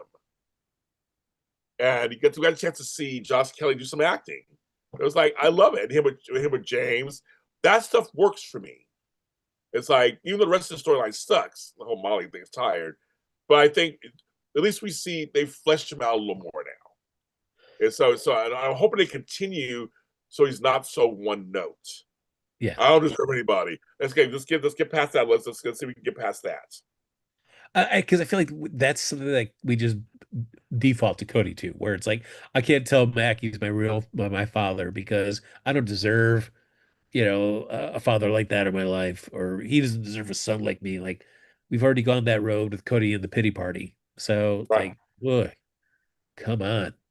The other thing I enjoyed speaking of Cody and James was I don't know if you picked up on it, but that Maxie's dad is chief of detectives, and like a really stand-up guy. And Maxie asks him for advice sometimes, on like big issues. Like they're just like I like that we had to keep hammering that home. Like I think we got it, everybody, that Sidwell's going to do something, but I just like that they keep reminding us. Thing is, James knows everything. That kid has all the gossip. I couldn't stop laughing. He was just talking to Sidwell, just running his mouth. And I'm like, you just tell all your business? Really, James? James know everything. You know everything. And that to me, I chuckled. The guy, because he was nice to the kid. He was like, oh, he tells Marco, we got some information we could probably use because homeboy just James is to tell it all. And we saw pasty Josh Kelly's body. Yes, Josh Kelly, get some tanning salon situation going on. It was a little bright. We were all like, he's a little bright. He was like with no shirt on. Hey, we know those lights are bright. We do. Rory, let us know how bright those lights are. Spray tan, kids. Spray tan. I love Josh. He knows that. But it's just funny. I was just like, it's that James character is hilarious. He just knows everything. And the temporary Maxie doesn't bother me. She's actually decent. Yeah, and I am curious to see how Sidwell removes her from the case. Right, yes, yeah. And I was like, oh my god, okay. I'm like, no, this chick is actually doing a good job as Maxie, folks. I don't have a problem with her so far. For the couple of scenes that she was in, it was fine. With her in Brooklyn, I was like, I'm okay with that. She was okay. Yeah, I don't know girl's name, but she was good. I mean, I think. Well, I mean, one, you don't have to worry. Like, if you keep Spinelli around, you can have him in some scenes and stuff. But I feel like Maxie is somebody that people are going to miss quickly if once Sidwell does something with her. So I agree with you on that. Ugh. So I mean, okay, where do I start? So there's a whole storyline that's getting lots of attention. And I guess on Stone Cold the Jackal, which is, of course, Steve Burton and Brett Hanson's podcast, Steve is really looking forward to this Brit storyline.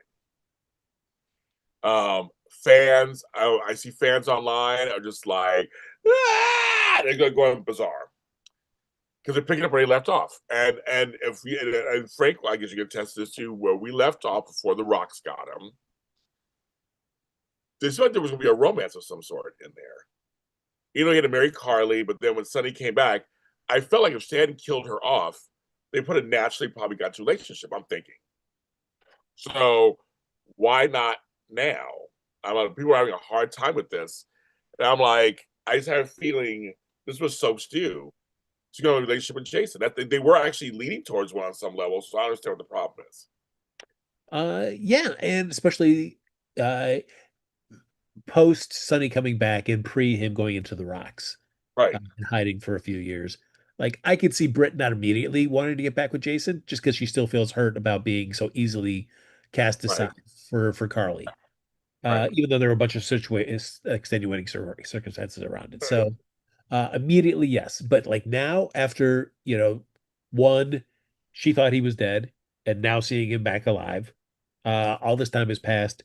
She's all the circumstances that where people think she's dead, but she's still really alive, but she's being detained in this like, this golden handcuffed resort, working for him, whoever him is. Yeah, whoever him Getting is. Yes. right after he left Carly, after Sonny came back. I Yeah. think it would happen much easier this time. And I'm liking that they didn't drag it out. Like he gets there, boom, Caesar. Nice. All right. GH, thank you. Let's get to it. Yeah, they did not drag it out. I am proud of that also.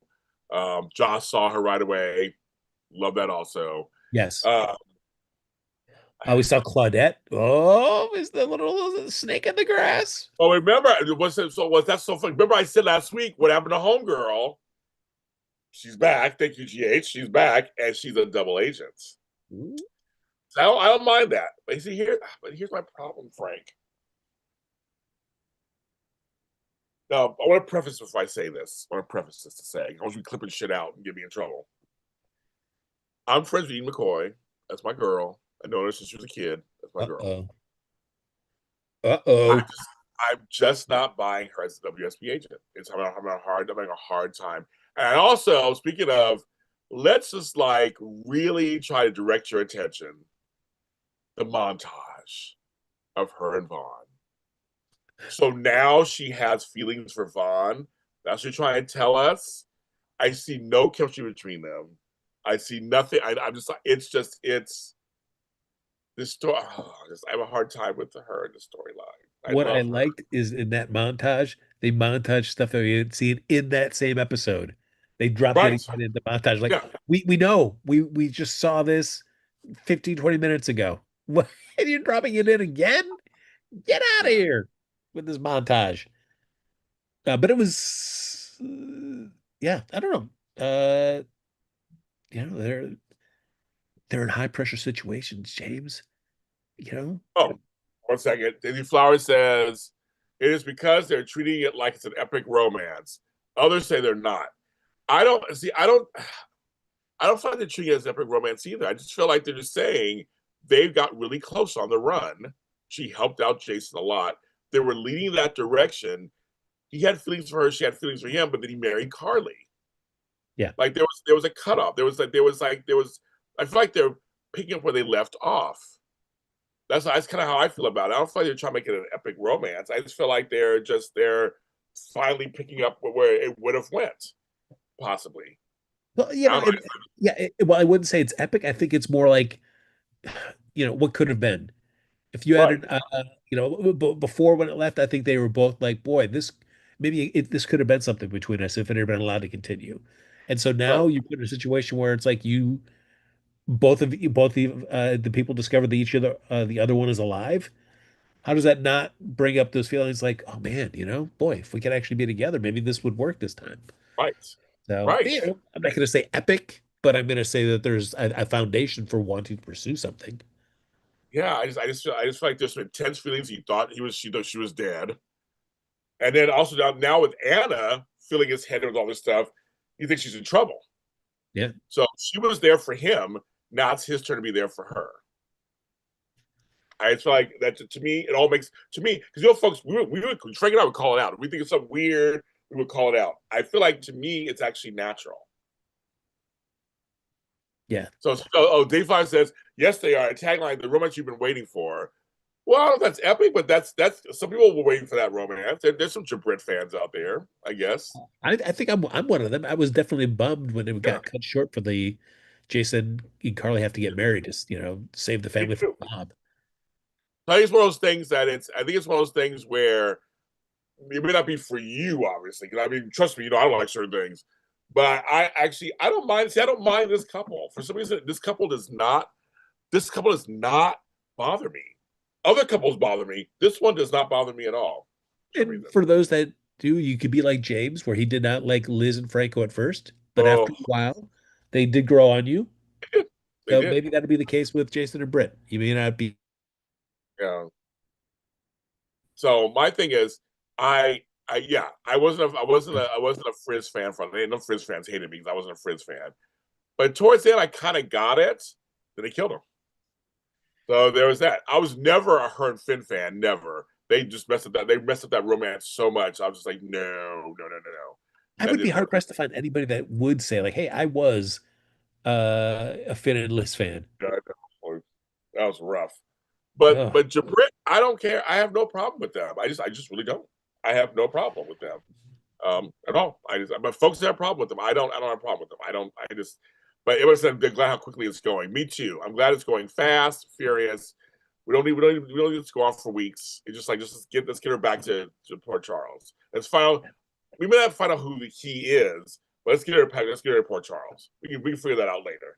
Let's just get her back and get her all into everything. All the mix. yeah. That's gonna be her and Lulu. Because we had the last week, the week before last, we had the whole Laura brokering the deal of Liesel and all that. So wait till Liesel sees her daughter. We know she did film scenes, and she filmed scenes. It's I don't know. I just feel like there's folks who just don't. I understand if you don't like the character. Totally get it. I totally get it. But I just feel like it's where they would be going. I just kind of feel like that's where they were going to go that way anyway. Becky Herbst and Roger Howard had great chemistry. I could accept them. I could accept RH as Franco. So Frizz for me. And yeah, the thing is, Becky Herbst and Roger Howard were great actors, and I liked Roger as Franco. I want you to make that clear too. I liked him as Franco. Actually, I thought he had a different, interesting take on the character. And the same thing with Austin. Someone brought Dr. Austin Gatlin Holt. He's dead somewhere. Again, his take in the beginning of that character, I was very interested in it. Roger Howard is a great actor. I mean, it's but they didn't go. Ultimately, the right didn't go nowhere. So that's kind of the problem. And I feel like with Franco, the tough thing was there were certain things baked into that character before he took it over that just I think made it tougher. Like man, you just uh, not everything can be Todd Manning. Some characters, it took a long time to try to redeem Todd Manning, and other people were less interested in doing that with Franco for sure. I agree. Emma's too emotional to be an agent. Oh, Well, no, I maybe she is, but I just would buy it. I'd buy it faster than Joss. I feel like this is only a plot device that's going to break up Jack and Carly, of course. yeah, Emma's man, just her inability to realize, like, hey, yeah, I am just a civilian person. Like, I have to be the one to bring him down. Like, what? No, that you're not any sort of law enforcement at all. So no, take what you know and give it to somebody that actually could do stuff to bring him down legally and make it stick. Yeah. I promise me, I just don't care. That's fine, girl. Hey, there's couples I don't care about either. Trust me. I vocalize them on here too. I get it, but I'm saying for me, I have no problem with them. I don't have a problem with them. I'm seeing the problems with everybody else out there. I don't have a problem with them. I just think I feel like it's a continuation. Why not? Who are you gonna pair it with? I'm waiting. It won't be Cody. They had a whole horrible. They had a whole horrible thing. Oh So it won't no. be Cody. It won't be Cody. Who else?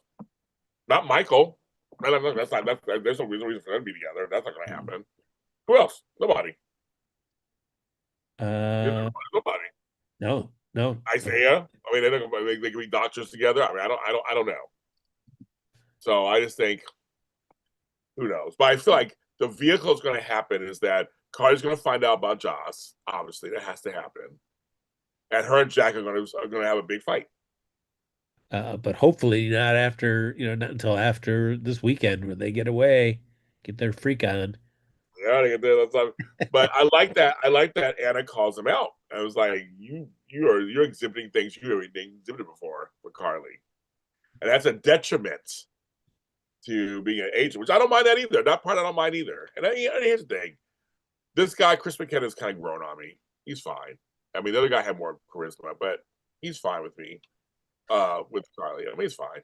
It's interesting. It's like because I buy him more on the WSB side now than Oh, yeah. So I'm like down with him on that. But when it does get to the stuff with Carly, I'm less so. And I think that's more because the show hasn't really given us a lot to do. And so, I mean, certainly with Charles Measure, they probably had just as much going on, but I don't know. I feel like Charles Measure brought just that spark.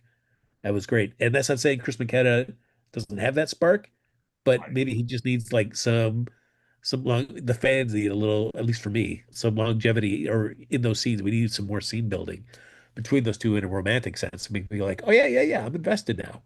I don't feel like the show's given at least me enough to really get on board with those two as a romantic couple that I should care about. And I'm not for or against. I kind of agree with you, Frank. I mean, they're together. Okay. I mean, I don't have anything for or against them. At this point, it's whatever. They broke up tomorrow. I'll be fine. They said he'll be fine. I don't have anything invested. I'm just curious about her and Joss. That's the part I'm really curious about. The mother-daughter thing. How that's going to be, and that's I'm more invested in that. Yeah, especially because I gotta figure Jason's gonna find out about Joss while he's Right. there.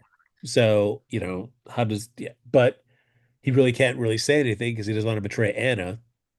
So can he not say anything to Carly either? I don't know. I mean, that's a good question, right? I don't know. So that to me, that's decent storyline. I just have a hard time buying Joss. But Joss seeing her too, I'm glad she saw her right away. She saw it was Britt. And they talked about it right away. So that was good. And Britt hitting on ball was kind of fun, actually. It was kind of fun. Yeah. I like Britt. I forgot how much I like her. And we get to see Jocelyn shoot an assassin. Yes, that's right. Look at her throw that WSB training to good use. She shot that guy, no problem. Yeah, yes, she did. Yes, she did. I mean, I feel like with all storylines, it's whoever he is gonna, I think, really factor into how much I feel the storyline is successful. Like if the he is just kind of a disappointing revelation, it's definitely gonna like, all right. But it's like you can also make me not care so much if you speed it up. If you go through it and the revelation's kind of a dud, okay, we just keep going because I don't know what this he's relationship is with Sidwell. I mean, Sidwell seemed concerned when he was that guy. The courier was coming to town to find out Dalton's progress. Right. So Sidwell was like, "This is maybe not a guy we want to screw around with." And meanwhile, you got Maxie wanting to tell. She wants to tell still. Yeah. And we're gonna like, no, bitch. We ain't talking. Yeah. We don't know what else is going on. I mean, I don't know why that Maxie saw. I mean, you have a trust fund. It was a little too much for me. I was just like, okay, Maxie, whatever. It's just too much for me. Well, I felt like we had to really paint that heavy to understand why Sidwell would want to take her off because, she's off. She's in Tennessee for a while. So. Right, exactly. Right. So it's like, okay. So I'm like, oh, okay, I guess. Their Isaiah could work. I mean, Isaiah and Brett, well, it could. I said the guy has chemistry with everybody. Yeah. He's hotsy totsy. I mean, I see him with Willow, with Jordan, with Porsche. I mean, he has chemistry with everybody. Lucas. GH computer at the nurse's desk. Sure. That's right. Right. I see it. I see it everywhere. I see he has chemistry with every object. Inanimate and animate. I don't know what the word is. They're in there. So yes, I see both. But I don't know. I mean, I don't know. And this, I wish October would get here fast too, Frank, because I just can't do this custody thing anymore. We need to just figure this out. It's October. You wait till October, Frank. I mean, hopefully he's gonna pull the trigger on it sooner rather than later. Yes. And then if like Marco was like saying, "Hey, if you want this to be any good, better hurry up." Yeah. Hurry up, Dad. There's time limit on this one. But they don't even get it. Willow's cuckoo crazy right now. She's cuckoo crazy. You guys, I mean, I feel like this plan can totally fall apart because of Willow. Yeah. And as much as she wants to talk tough to Lucas, she also was like, well, Drew, let me know, text me about, what happens with Scout. Like, no. You got to just go cold turkey on Drew. Well, she said, I was like, oh, like, come on. I mean, there you go. That's why Scout is family to your kids, but that's not, no. So Lucas was right. I mean, she was still a little too involved. Yeah. But yeah, I think, I don't know. It's like I said, for me, this week was all scene work, just scenes and scenes and scenes. So I think, what do we miss? Or do we get everything? Yeah, I think so. They got everything. They're treating Wyatt like a 2-year-old. No, they're treating Scout like she's a 2-year-old. They said she was 12. Have you seen Scout Frank? I guess she was short 12, I guess, but I'm like, she don't look 12 to me.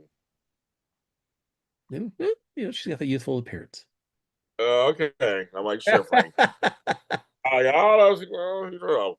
But I was like, I think she's treating her a little young. But then we got everything. We got everything. I think I already praised Michael and Tracy, their talks. They were good. And as you said, you're pushing the whole this thing because scouting because of, your kids won't have their mother. And he's like, wow, I didn't think about that. That was kind of cool. I like that. I just like Tracy how she is with the kids, and her and Stella, of course, are always great together. Yes. These are barely together because something's going on. Oh, I mentioned Lulu adopting a dog. Okay, Lulu adopted a dog. Okay, we mentioned it. That's it. Next. Yeah, I That's don't not a need to mention storyline. Outback again. Yeah, Outback, a cute dog, but unnecessary to anything. Why are we moving him around? Why can't you just stay with Anna? And why are we gonna keep moving him around? I don't get it. I'm like, okay, so Lulu mentioned she adopted a dog. Rocco's happy. Okay, I don't even. Okay. Yeah. Hey, remember that Charlotte also lives in that house too.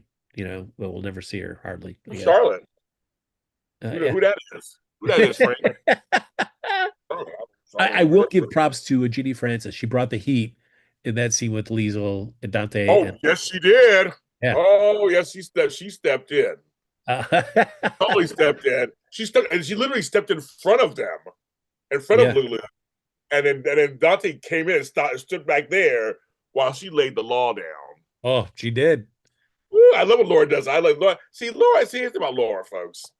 Laura's seen some things. Laura been around the block a few times. She's been kidnapped, all kinds of stuff. Laura's not been played with. And you screw it. I almost said something. When you screw with her family, she jumps right in. She don't care, and she let Liesel know you need to back down. And don't you ever talk to her daughter that way. You need to back down about her parenting. And Liesel backed down. She did. Liesel yeah, did. I mean, she did. Yeah. She was like, "All right, I will have my several seats." Yeah, she did. I like the I have a couch. Thank you. But she did. Well, Laura Jones. I love when Laura gets feisty. Like when she had the stuff with everybody's like, right? Yeah. When she had the stuff with Cyrus, when she would go off on him. Oh yeah. Ooh, it was so good. It was so good. Even though he was scared sometimes, like he was like she would jump. I know she would jump, but she stood up to him though. She didn't care. But yeah, no, Laura jumps in where she has to. And Ezra Boyle, I was like, she gets in there. But with Liesel, she laid down that law, like, okay, here's the deal, bitch. Yeah. And she laid it all out. You will respect their parenting choices. And Liesel, she calmed down. Yeah. I feel like that's what's great about the way they write Laura. It's like, she takes on that life experience and, she will be empathetic towards others, but she's still not going to let you walk all over her family. Right. And Stargaze, I don't know who you're saying. Hi, Jason. She is crazy. When I seen this, are we talking about Liesel or Willow? Same family. But I would say with Liesel, people are talking about her. Of course, she sees it this way. They've explained it. It's her closest thing to Britta. It's like, and Laura was like, I understand that, and Anna too. Like, we understand that. Like, whatever she said, like, they get it. Yeah. They know what that's like. They get it. So, but you're still going too far. You're getting a little too hyped, bitch. You need to calm down. So that's when they have to jump in. And I like that Lisa's like, you know what? I should calm down, and I will kind of, and Anna has an extra layer because she knows Britt's alive. But she kept saying, Britt wouldn't want you to do this. And Britt, I'm like, yeah, because he's alive. That's why you're saying this stuff to her. And she's like, we coming back to Port Charles. So to me, it's an extra added layer of that. I thought that was just like, okay, I like that. I like that a lot. Scenes that I wish we were gonna get, but I'm sure we aren't, is I would love some like Anna and Geo scenes, because what I love about like those younger generations when they make those kind of more adult relationships, like Trina and Ava, somebody that you feel a closeness and connection to, even though you aren't family, but there's somebody that they can go to for advice or a confidant. I enjoy when GH builds those relationships between younger and older characters. And we keep hearing about Ava, like Anna and Emma and Gio all living together. I would hope that would have got us some Anna and Gio scenes to build that, but Yeah, we'll forget that. no, of course not. The common lady called Anna on the no pets policy. The actress who plays Scout is 12. Okay, but then there you go, kids. That's they claim that she is 12. Allegedly, she's 12 years old. I want to see a birth certificate. But I know that some kids are shorts or whatever. I'm just like, I don't know. I mean, they're not treating her like a 12-year-old to me. I'm sorry. I've had 12-year-old. I've had two 12-year-old girls in my life. Three, my granddaughter, my two daughters.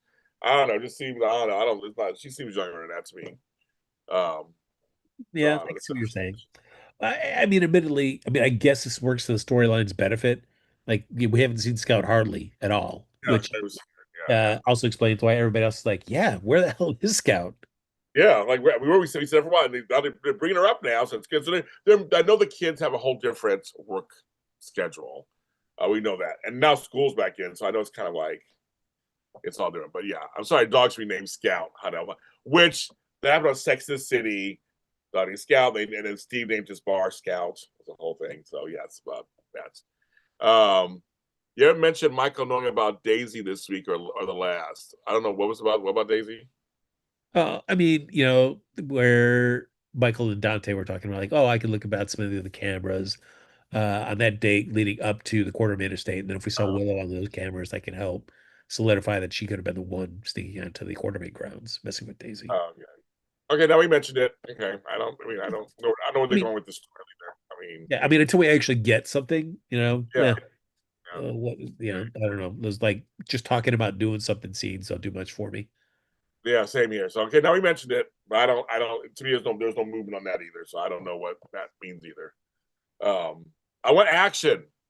Action. I want to live. I want action. I got so much to give.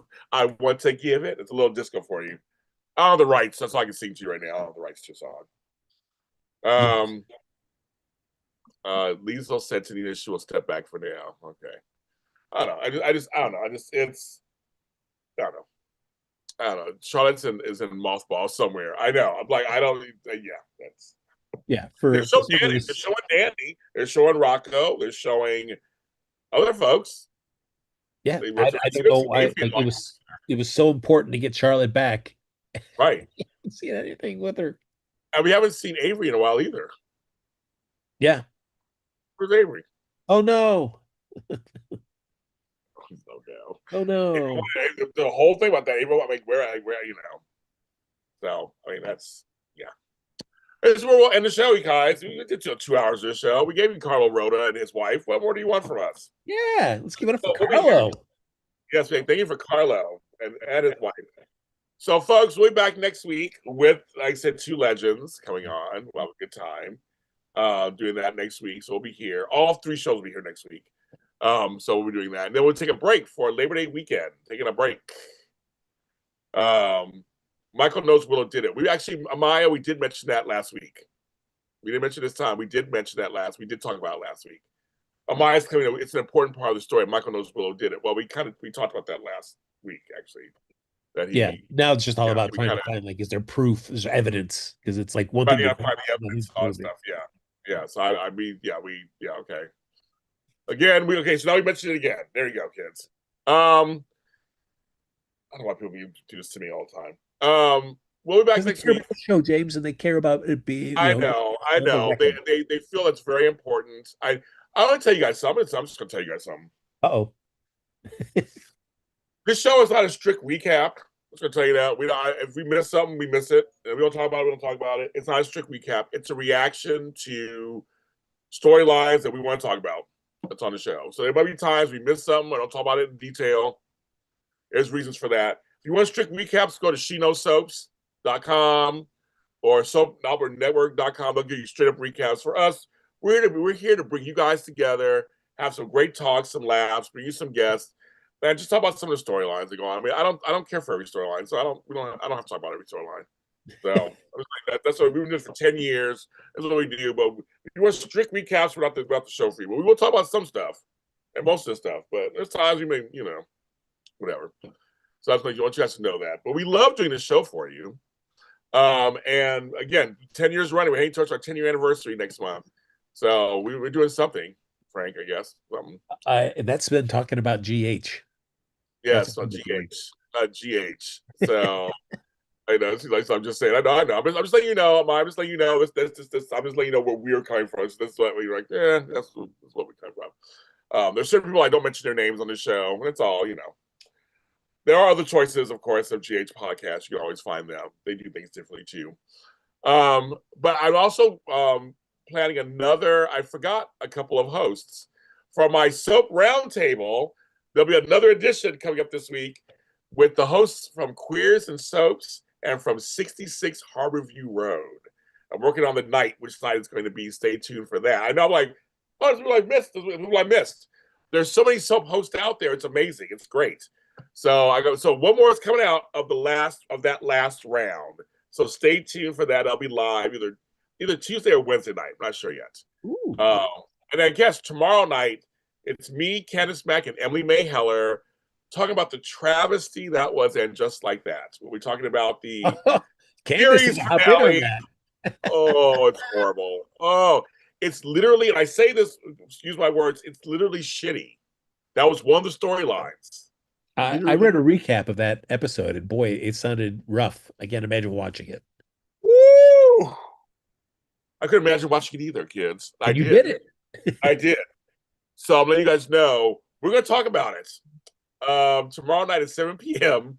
Pacific, 10 Eastern. You want to hang out with us for a couple hours as we tear it to shreds? Oh, Please Victor join Garber us. deserves better. Yeah. Oh my God. It's justice for Steve, justice for Aiden, justice for Samantha, whoever. I don't know. The whole thing, just whatever. That's tomorrow night, folks.